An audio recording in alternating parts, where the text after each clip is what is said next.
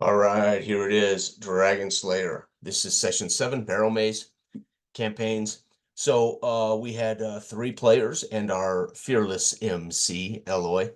Um, Myself as Fex the Cyclops Fighter, Donald as the Human Ranger, and Jorge is the Human Paladin.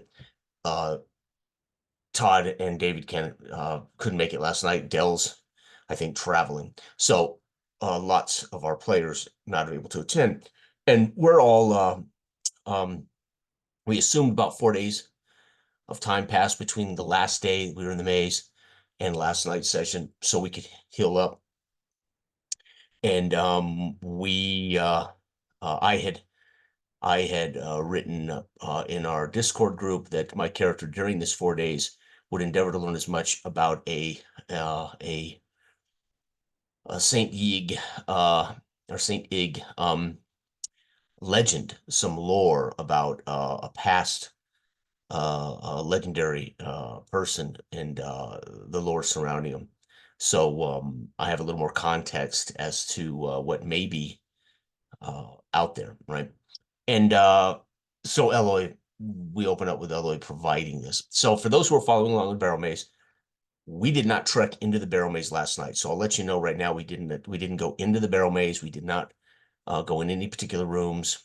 We did not uh, do the traditional Barrowmaze at last night. We decided to investigate the barrows north of the entry point into the bogs or into the barrow. So we were investigating and discovered mounds. So we headed north and found a mound. We checked that out. And then we headed north and northeast and found another mound. And from that mound, we could see southeast of us or southwest of us was yet another mound. So we ended up hitting 2 mounds in this session. And we got to the third mound when we drew the curtains on the session. So for those who are following along, there's really no alluding to the actual recap of what we would have done in the actual Barrowmaze. So for those watching, know that we did a hex crawl last night. Again, I'm not certain whether these mounds are placed on a map for the MC or if he rolls as we travel as to what might be there. So again, if you're following along even with the potential hex crawl portion of the game, these mounds may not be predefined. Okay, so the first mound, and I'm sure everything in them to some degree may be random. I just don't know. And to be honest, as a player, I don't care. Eloy's presenting whatever comes up perfectly for me. And as a character, I just want the mystery. I want to explore. I want to engage the game. So, but just to be clear, so there were 3 players. We had an entourage with 7 individuals, 5 hirelings with spears and shields, and then we had 2 torchbearers. So there were 10 of us in the party. So know that we did not go alone. We did not go with just 3 of us. There were 10 of us. So this is how we can continue to play with 1 or 2 players, right? And it works beautifully. Something that in all of my years of gaming, we have definitely had hirelings. Steve and Robert and Harold used to hire hirelings before, but they've never had this number of entourage, right? A couple of torchbearers and a hireling or something like that. So even they would rarely go with more than 3 or 4 henchmen, or not henchmen, hirelings, right? Okay. So again, we head north, Donald leading. When we're outside, Donald switches places with Fex, my Cyclops. I go to the back. He leads from the front. And anytime we go into a ruin or into a barrow or a mound or we switch places, Fex goes up front with it 2 abreast with Felonius, the paladin. So the paladin stays and Fex swaps with Donald. So again, the ranger leads us definitely north to a mound. We find that this has been ultimately already discovered and looted. We did find a lone ring in this mound and nothing else. So this was more of an earthen mound. It wasn't stoneworks, damp, dank, no real evidence of any kind of secret passages here. But we did certainly look. And then we exited, and Donald led us more of a northeasterly direction. And I think it was northeast. Oh gosh. I mapped, but I map again in a line map, and then I draw the barrows. When we were going into a mound, I'll draw out the mound. Where's my map? So here's a map of the actual maze that we're doing. That's my map. And then when we get to, and you can see, so in the first session, on our way, I drew the mound 1, mound 2, and then the Barrowmaze entrance, which is here, right? Well, last night we headed north, and as we engaged the mound, the third mound, and then literally, he said it was about 100 feet away from this mound was this other mound, and I counted off 10, 10 feet squares to the next mound. And then he said it was about 50 feet south. I think he said southwest. I think I have southwest here, but it might really be east. I'm not certain. But 50 feet diagonally away from there is the next mound. So we were in this mound and this mound last night. This mound proved to be very fun, as a heck of a lot more dynamic. It turns out some of these mounds are more complicated, as we should know, just from the fact that we uncovered the Barrow Maze, which is turned into a labyrinth of rooms and halls and things. So we should expect some of these mounds might be a little more elaborate. The second mound is where things get juicy. Targos, one of our hirelings, and I, with sledgehammers, we alternate bashing the door until the door is sundered. It takes 2 turns to sunder the door. We have no encounters as yet in the session. We descend stairs down into the crypt. It's 30 by 30. And there is, of course, alcoves. And the eastern alcove and the western alcove have doors. And then the northern alcove houses a 6-foot iron statue of Nergal, the god of death, or the god of the underworld. And my character crosses with Targo and a 10-foot pole, checking the ground in front of me as we travel across. And I go to the statue and begin to investigate, while Donald investigates the western door and Felonius investigates the eastern door, listening at doors. While they're listening, I bring the statue. I investigate. When I determine the statue doesn't have any appearance to have any mechanical devices, runes, or anything, I actually, with Targo's help, I topple the statue, as I don't want the statue of the god of death to stand tall in any of these sanctuaries. So we pull the statue down. I investigate around and behind it in case there's any evidence of a door or anything like that. Well, they again have determined there's nothing audible on either sides of these doors. These rooms, on all of the walls that don't have a door, there are burial chambers, and these are just small alcoves that house the actuary, the bones of the dead, right? So there's lots of these things, and we loot them generally in every chance we get. However, we wanted to investigate all of this and loot these fast. We wanted to make sure this place was clear of any problems before we started looting all the little caches. All right, so we go to the eastern door first by my account, and I open that door, and there's a sarcophagus in the middle of the room. And again, it's about roughly a 40 by 40 kind of odd shaped room. And we notice above it a discoloration on the roof. It's very dry. This is stone, by the way. This particular crypt is stonework. And as we open the door, it's incredibly dry. Most of these mounds are somewhat swampy. They're wet, they're damp, they're dank. But this room is very dry. And that's how we notice the discolored stain on the roof directly above the sarcophagus.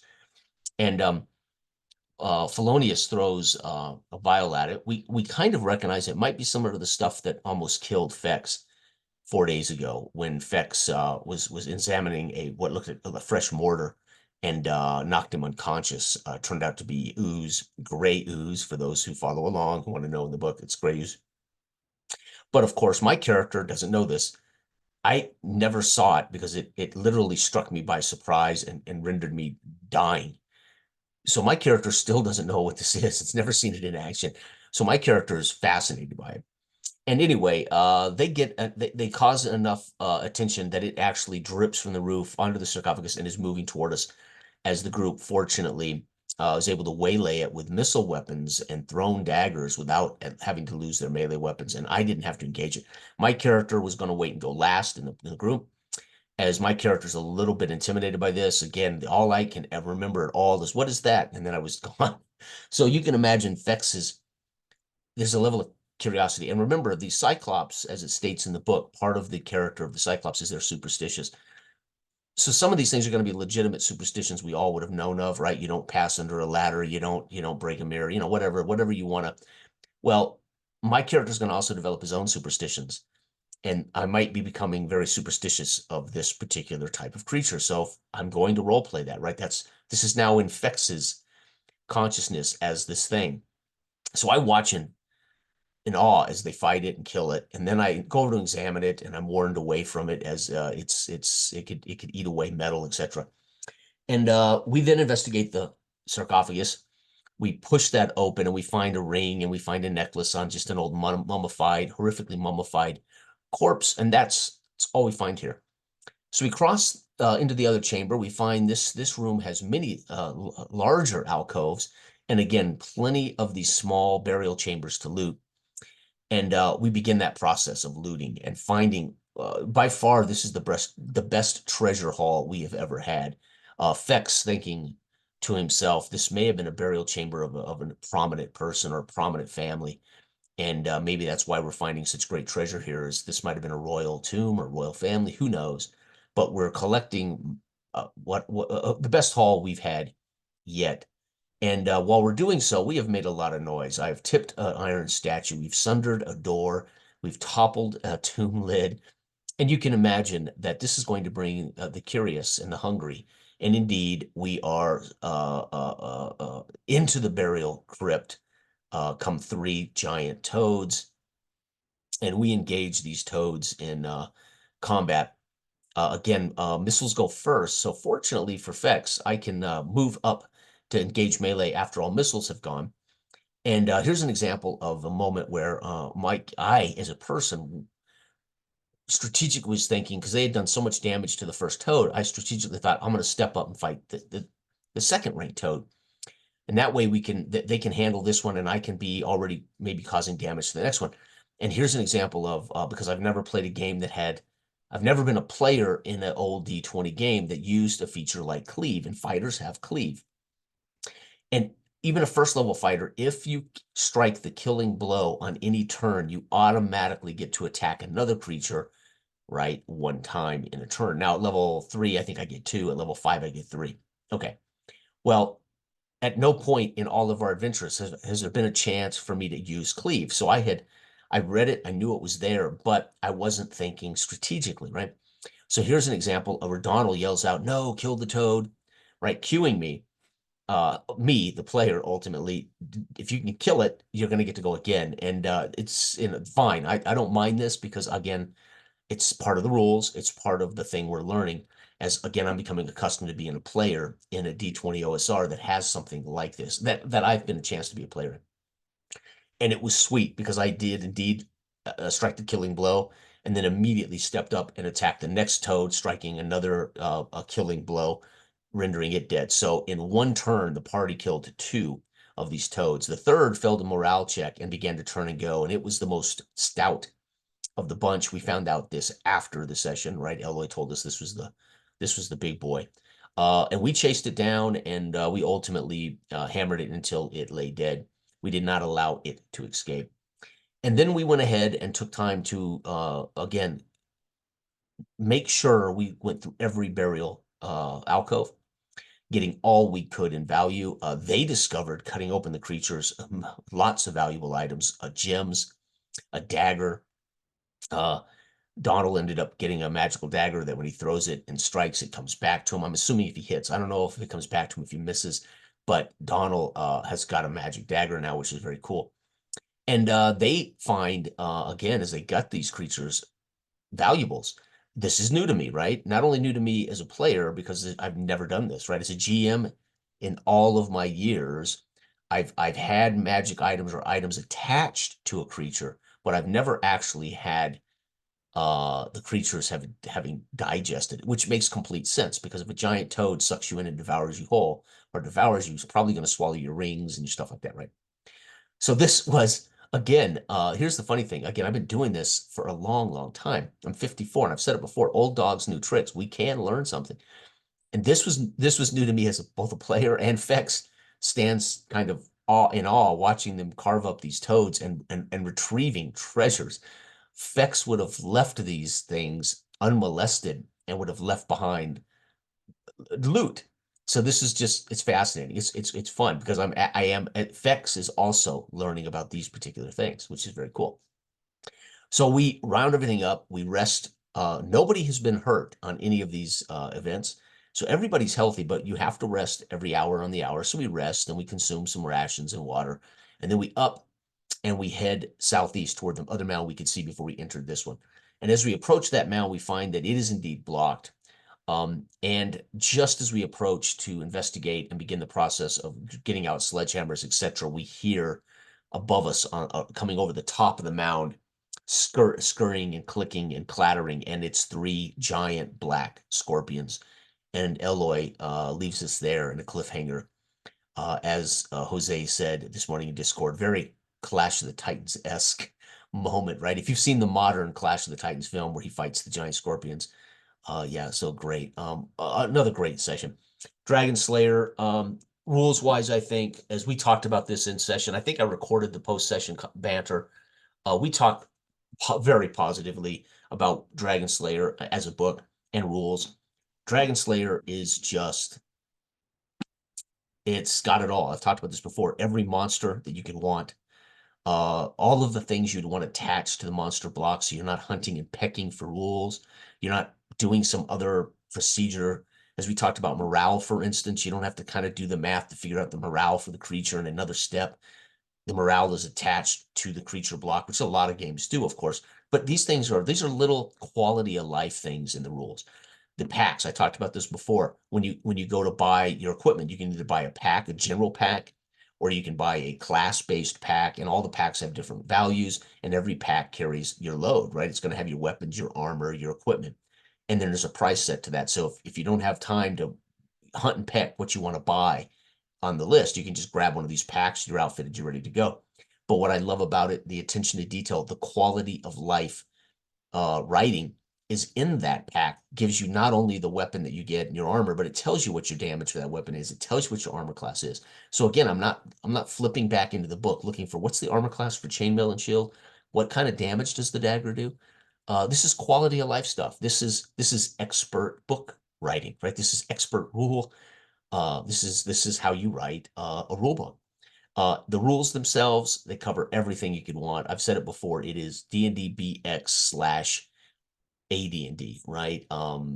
It is, I think, as an OSR, one of the top OSRs. Not the only one, not the best one, but I think it is formidable in its work. And again, just last night I had time. I got in early, so I thought I'm going to flip open Cyclops and read through it again. I'm like, oh yeah, I mean, I just love that he gives role-playing guidance there. He gives what all these, and so which I adhere to. So with the Cyclops, I am adhering to what he defines as the race of Cyclops, right? I can have a personality, but part of role playing is if the book says this is kind of what dwarves are like, hopefully players who engage the dwarf will express that in accordance with the genre or the fantasy elements we're choosing to do. And we're choosing Dragon Slayer, so I'm choosing to be, if I'm going to play a Cyclops, I'm going to utilize these as traits of the race of Cyclops men. I have no problem with there being generalizations for elves and dwarves and halflings and cyclops. Again, this is fantasy. We are role playing. We're buying into traits. We're buying into personalities. We're buying into things that hopefully over the course of our campaigns, not only am I imbibing this character and sharing it with the team, but I'm giving them a taste of what the Cyclops is, because no one else in the group may ever play Cyclops again or play one at all. And, so they're also getting a little bit about who a Subian Cyclopsian, person is. And so I'm having a great time adhering even to their description, their generalized descriptions of the Cyclops. So it's great fun. Anyway, again, Eloy is MC, perfect. Last night was a straight hex crawl with some adventures into 2 mounds, and we encountered 3 giant toads and a gray ooze. I think it's a gray ooze, right? And I think that's it. We didn't encounter any other creatures. So, and yeah, we got an amphora, we got some gems, we got a jeweled, we got a magic dagger, we got a silver dagger, we got some scrolls with ancient lore on them. We got a gold necklace, we got a couple of rings. But the haul has been the best haul we can. And we got some Electrum pieces, an Electrum goblet. So we really have a good haul. And of course, it's fitting that as we push our greed to the southwestern uh, mound, that three giant black scorpions would come over the rise. And here we stand with the best loot we've had yet. And we may pay for it. Somebody in this group may well pay for this collection of loot, and that's what's fun. We didn't evacuate and head home going, you know what, let's come back later. We just said let's head over to that other mound one more time, and we may well pay the price for being maybe a little more greedy. But it was so much fun, so much fun. And again, this is only half day. I think we're like at 11 o'clock in the morning at this point. Maybe I think we were like 10:30, 11 o'clock in the morning. So it might be not even noon yet, and we're about to encounter these giant scorpions. So everybody out there, listen, play what you like to play. Make no apologies about it. Play how you like to play. Make no apologies about it. And enjoy this hobby. Enjoy your friends. Enjoy what we do. All right. Bye-bye.